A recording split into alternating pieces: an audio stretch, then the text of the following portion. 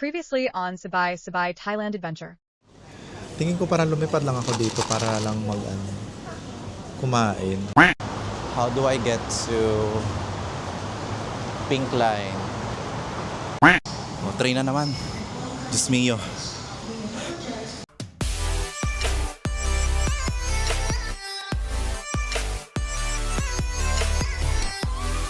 Ayan, nakapasok na tayo sa Chongnonsi.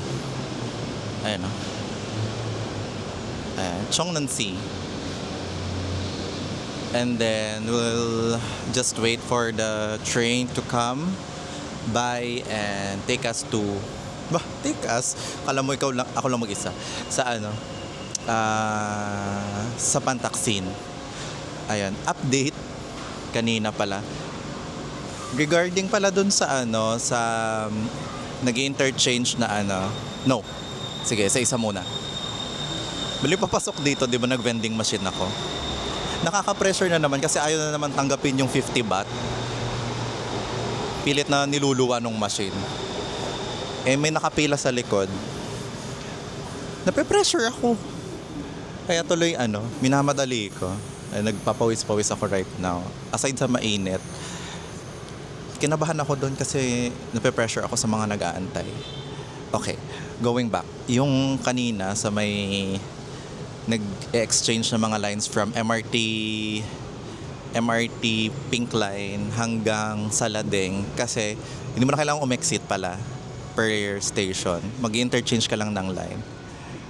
So naisip ko na talaga na parang magkaka-error to kapag lalabas ako kasi yung card ko na nabili sa MRT Pink Line is hanggang Prasi Mahatat lang.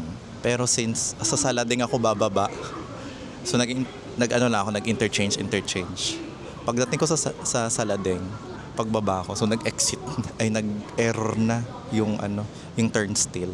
So kulang para ng 62 baht yung binayad ko.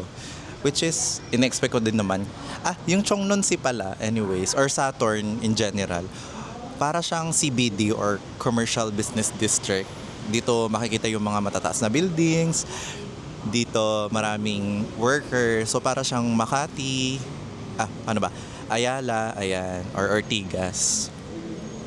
Or Rockwell, ayan, ganyan siya. Ayan na yung train.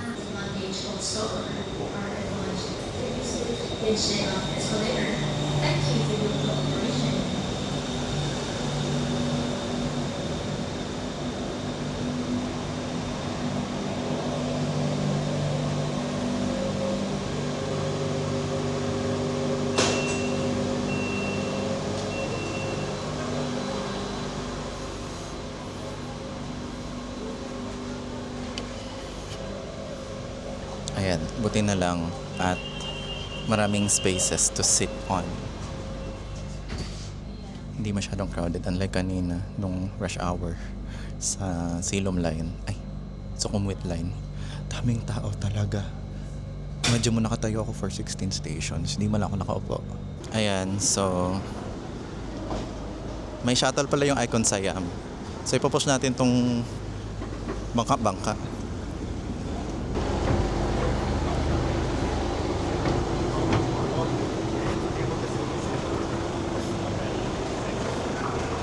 Ayan. So kung nasan tayo ngayon, this is just a part of Chao Phraya River. Yan. So papunta to sa Icon Siam. Magkaiba pala yung ticket niya sa other services. Sa Saturn Pier, maraming line yung dumadaan like orange, blue. So paiba-iba sila ng stops kasi may ibang boats na express siya. Hindi siya dumadaan sa lahat ng stops. Pero ito, express shuttle lang to talaga from Saturn to Icon Siam. Kaya yun lang talaga yung route. Siguro and vice versa. Icon Siam to Saturn Pier. I once tried na boat commute and boy, grabe ang bilis nila magpaandar.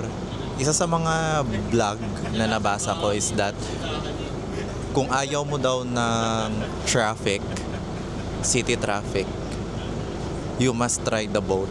Kasi walang traffic dun. Oo, totoo. Tapos bibilis pa sila mag-drive. Siguro bumabagal lang yung andar kapag may kasalubong. Kasi siguro yung alon para hindi siya mag-splash masyado. Background kung bakit Icon Siam pala yung day one ko, it's that 2 beses na ako nag-Thailand pero never pa ako nakatapak sa Icon Siam. So sabi ko, for the 3rd time, I must na talaga. I must go to Icon Siam kasi masabi ko mapuntahan ko.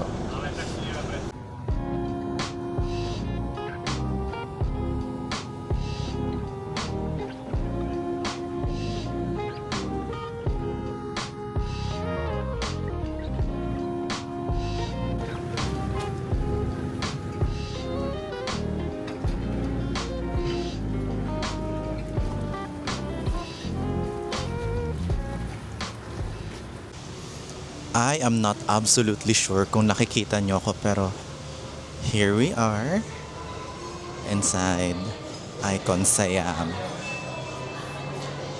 Wow. Lakas makayamanin.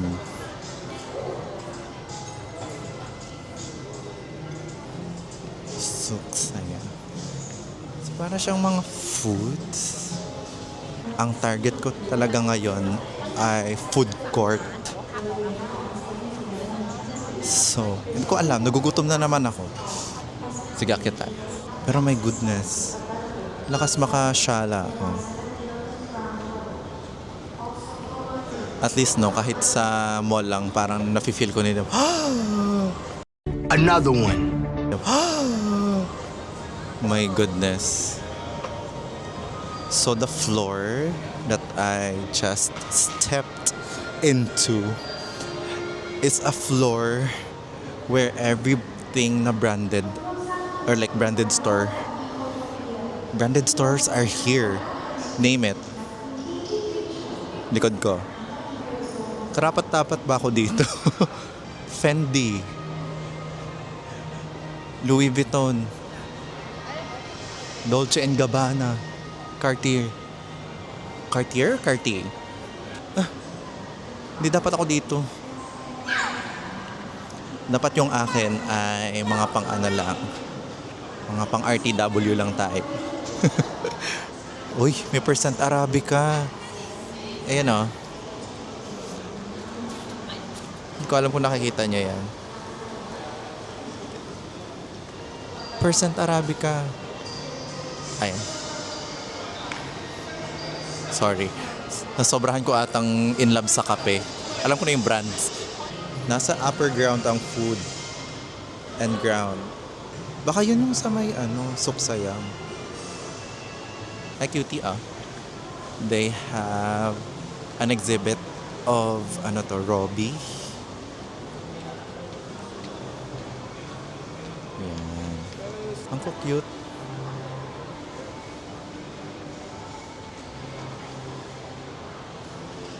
Daming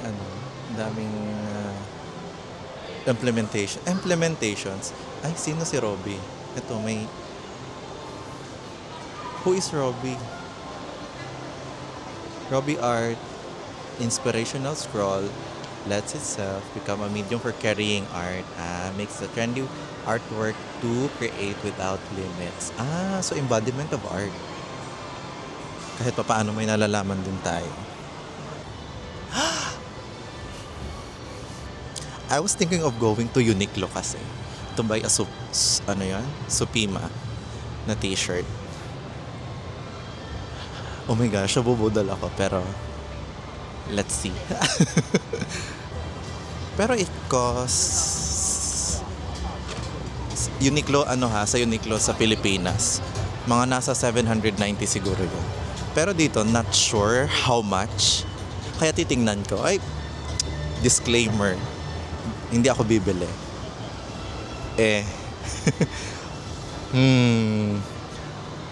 Check ko lang yung price. Wala naman akong sinabing bibili talaga ako. Check ko lang ang price.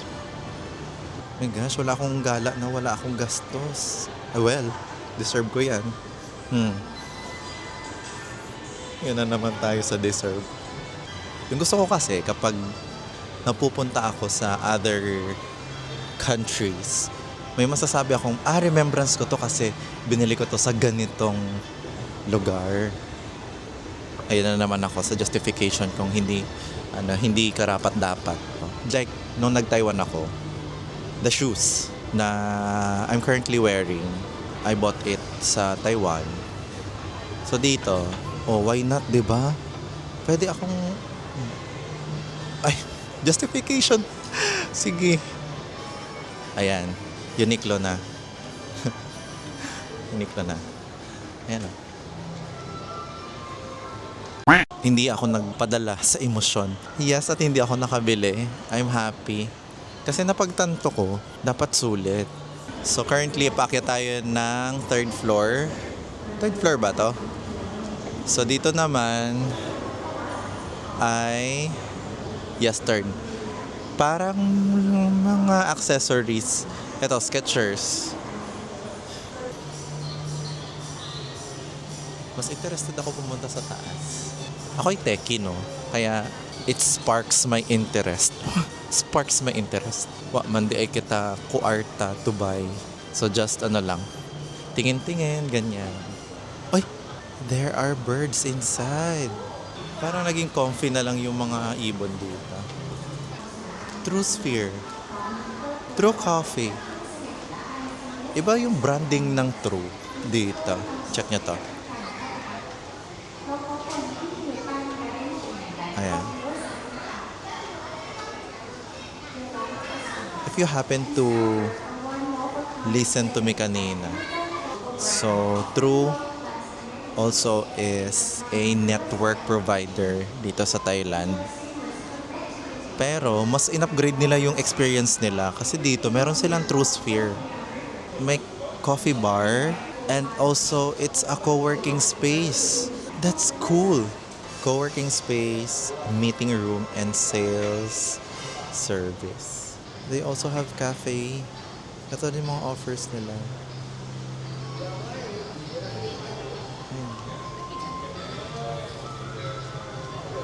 So not sure. Tuloy kung magka-cafe ako or kakain. Pero I want something na solid. Ayoko na magkape, Diyos ko. Pangatlong beses na pag magkakape pa ako uli. Maawa kayo. Finally, nakita ko na rin sa wakas.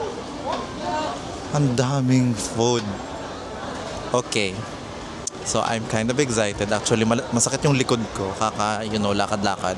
Pero nung nakita ko, hey, oh my gosh, bango. Okay. Isa-isa lang. They have barbecues.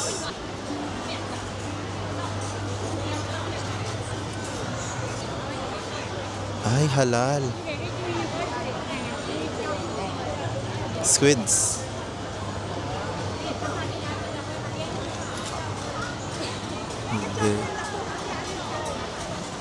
Also, meron silang mga fried squid.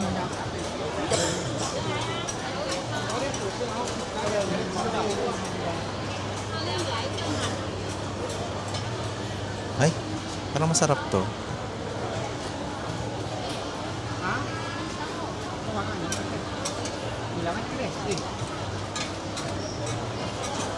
Songloy. Coconut milk ice cream. Uy, try ko yan later. Parang masarap. Sige. Gusto ko yung may muna. Yung may rice. Wala, daming pagpipilian. Per stick ba yan? Meron din dito, mango sticky rice. No way. My ever favorite. Anong tawag dito sa Thai? I forgot. Pero sa kahit sa mga bangketa, may nagbebenta nito.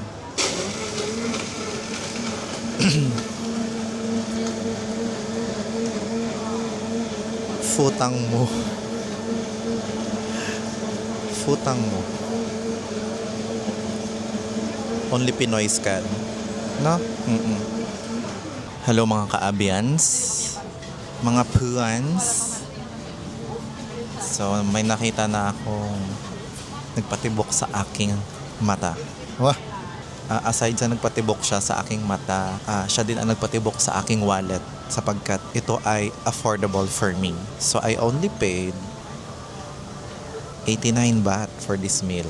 Okay, pakita ko sa inyo. Yung pangalan ng dish na to is crispy chicken and rice with egg and salad. Meron pang librang sabaw. So, sulit na for a meal na nasa mall. Pero magkakaalaman mamaya kung does it taste good. Kasi nag-set na ng expectation kanina ang sa airport. Yung natikman kong food sa airport. First day pa lang, pero ang dami ko nang kinain. Papakita ko yung dish that I ordered. Yan. So what we have here, yung main dish, ayan. Crispy chicken with rice and egg and vegetable salad and sausawan with sabaw. I wanna try the sabaw first. Raw siya, wala siyang mix like na mga mga seasoning or pepper. Masarap ang sabaw. So di ko na na-trace kung pang ilang meal ko na to. This is supposed to be my lunch. Pero anong oras na ba? Ay, pasok pa, 1:38 pa lang. So this is my lunch. Yung kinain ko kanina sa airport is my breakfast. So I'm expecting again to eat later. Okay, next nating itatry ay chicken. Let's try this.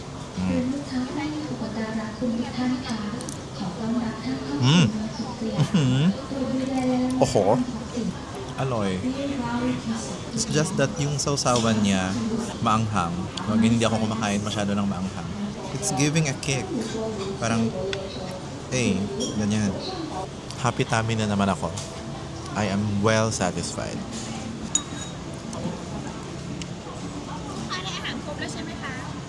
Sorry?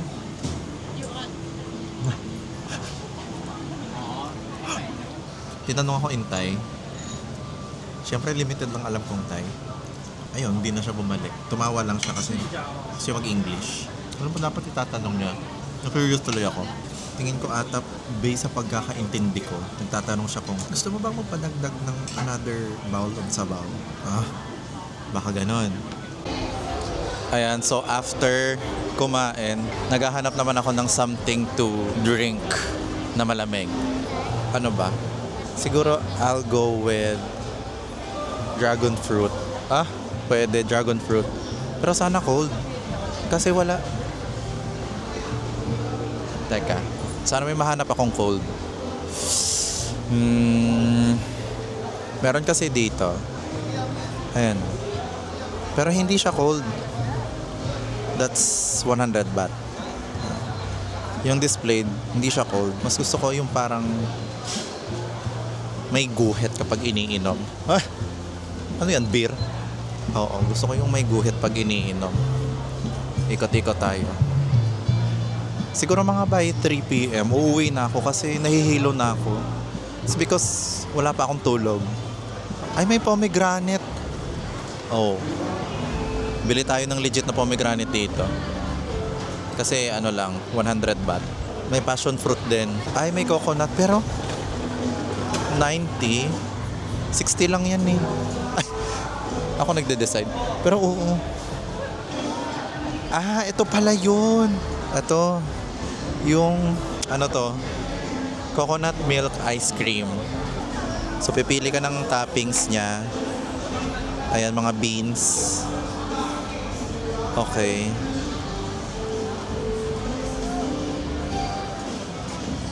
Oo, parang bet ko to. Teka lang. Ayusin natin para hindi tayo mukhang ewan sa... Pwede ka.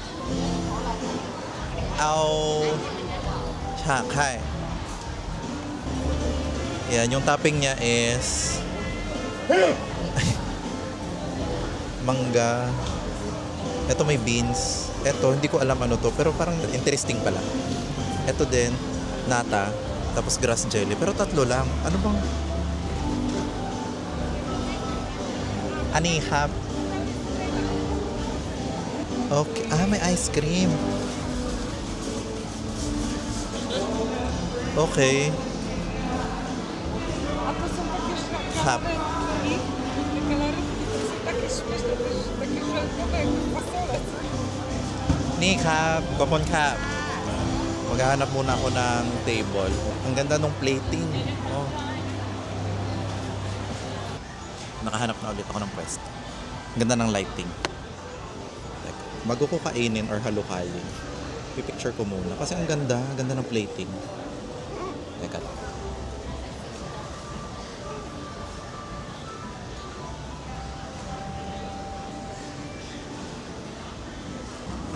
So yung napili kong toppings, mango. May isang, eto, hindi ko alam kung ano to. Pero interested ako dito. Ito. Ayan. Yung red. Tsaka yung nata de coco. Of course, di mawawala yan. Pero ang ganda ng plating. And it's only 80 baht. Baka ang mga puans ko dyan ay nagtatanong kung saan ako currently. Ba't ang daming food? This is Suk Sayam. Ayan. So para siyang section doon sa Icon Sayam na Suk Sayam. Lahat ng mga meals or parang signature dishes ng each places, ayun, showcase nila. Yung coconut ice cream. I've tried this sa Chiang Rai. Ayan. Masarap siya.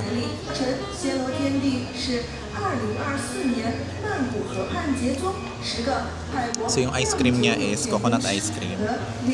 Tapos yung napili kong toppings, mango.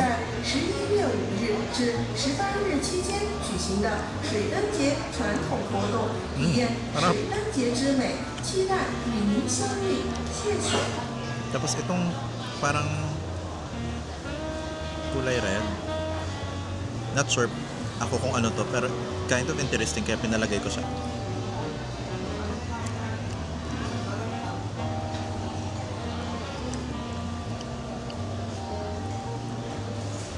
Okay. Parang normal lang din siyang sago.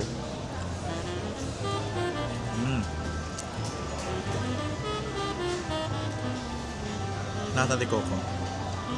Yung theme, puro lahat buko. Meron din pala siyang grated na coconut. Ang ganda ng combination niya kasi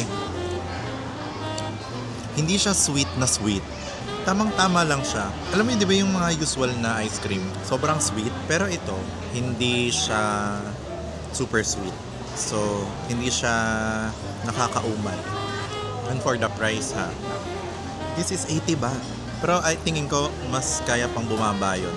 Pero, para sa akin, pag hindi siya umabot ng 100 baht, hindi na mahal yun. Kagaya nung meal ko kanina, nasa 89 baht lang yun. Pero full meal na siya. May sabaw, may ulam, may rice. It's already good. And you know what makes this like unique? Yung orchid. Though hindi naman siya edible, pero ang ganda niya sa plating. Nagdagdag siya dun sa social na vibe ng food. Siguro kung hindi naging... Yung coconut kasi is parang nahanginan na. So, di ba pag nahahanginan, nagha-harden yung meat, yung coconut meat. Mas maganda sana kung hindi siya ganun ka-hard.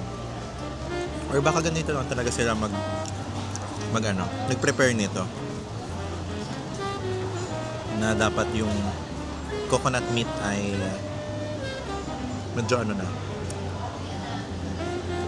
medyo mature. Oo, mature. Definitely must try. If I have to rate this, I would give this 8.5 out of 10. I think kung hindi mature yung coconut meat, perfect to.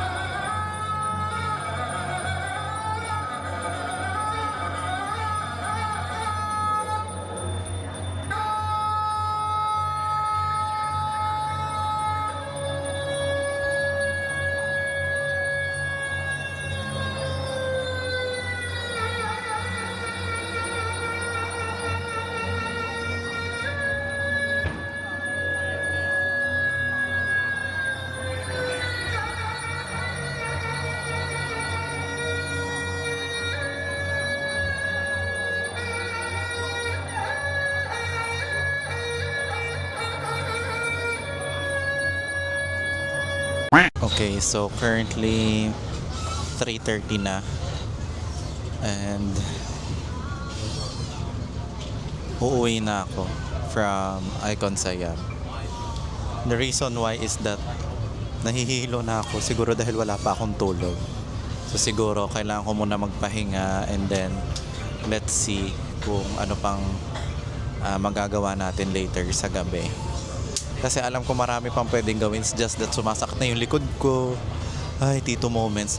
Sumasakit na yung likod ko. Tas medyo nagsisway na yung feeling ko because of lack of sleep. So, hindi na siya magandang pangitain, no? Kailangan na nating makinig sa ating katawan. Ayan, paalis na yung barko. Nag-ferry ako ulit pabalik ng Saton kasi mas mabilis. Pag doon kasi sa sa Gold Line, 2 train yung sasakyan ko. Pero dito, isang boat tapos isang train. Mabilis lang kasi yung babaan ng boat ay train station na agad. Yung sa Pantaksin. So, ayun, mabilis lang para makauwi na ako agad tsaka makatulog kahit lang, kahit idlip lang para mawala yung ko, grogginess parang lasing, pero oo, parang feeling mo ganun ka, yung nagsisway yung yung mundo mo, alam mo yung parang maalon, ayan, para siyang ganyan. So ayan, kailangan na nating itulog to para ready tayo sa laban tonight. So I'm expecting again a meal, so dinner mamaya. Tapos parang pag nagta-travel ako, parang na-perfect ko yung meal a day. So kanina pagdating sa airport kumain, tapos ng mga bandang 1 kumain ako ulit. Tapos itutulog ko lang, tapos mamayang gabi kakain ako ulit, which is I rarely do kapag nasa bahay lang ako. I usually just drink my coffee in the morning, tapos brunch and then light snacks in between, tsaka dinner, ganun na. Pero dito parang na-perfect ko yung meal. Ay, may magandang may magandang naidudulot itong pagta-travel natin kasi na perfect natin ang ating meals.